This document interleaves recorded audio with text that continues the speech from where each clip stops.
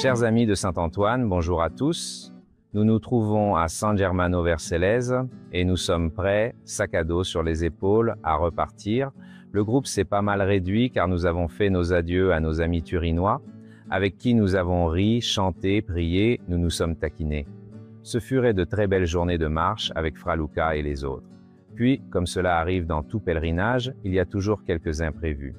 Pas à cause d'eux, ni des personnes que vous avez déjà vues, mais enfin, un pèlerin qui doit rentrer précipitamment parce que sa maison est inondée, un frère pèlerin qui a un petit souci, un pied, mais même un petit problème au pied, quand tu dois marcher 25, 21, 30 km par jour, ça devient compliqué. Donc, pour l'instant, le groupe se réduit, mais il s'agrandira à nouveau par la suite. Il y aura donc beaucoup d'évolutions. Il reste encore beaucoup de kilomètres jusqu'à Padoue. Certains disent « Nous avons déjà descendu les Alpes, donc c'est fait ». Mais non, c'est eux n'est pas vrai, absolument pas. Il reste encore des centaines de kilomètres. Nous avons vécu une étape magnifique que je dois vous raconter. Le départ de Saluggia, puis nous avons suivi le canal Cavour, CE canal construit pour l'irrigation du riz. Beaucoup d'entre nous ne sont évidemment pas de la région, donc le riz est déjà une surprise. Arriver à le reconnaître dans les champs, et à cette période, il a des couleurs merveilleuses. Après la pluie, beaucoup de pluie que nous avons prise lors de l'étape précédente, cette fois nous avons eu du soleil, des nuages.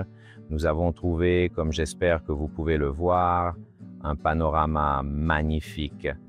Cela nous a rappelé Van Gogh, cela nous a rappelé la création, vraiment, qui nous émerveille, je le répète, avec toutes ces nuances de couleurs, avec ces bleus qui se reflétaient comme des nuages le long du canal que nous avons suivi pendant plus de 15 km.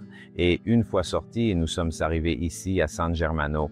Ici, à San Germano, nous avions préparé avec les curés et Don Maurizio, Don Andrea, que nous remercions ainsi que toute la paroisse, une animation, disons, mixte, dans le sens où certaines choses ont été vécues ici à San Germano et d'autres dans l'approche Santia, qui est un peu le chef-lieu, en somme le bourg le plus grand de cette zone du Vercellese.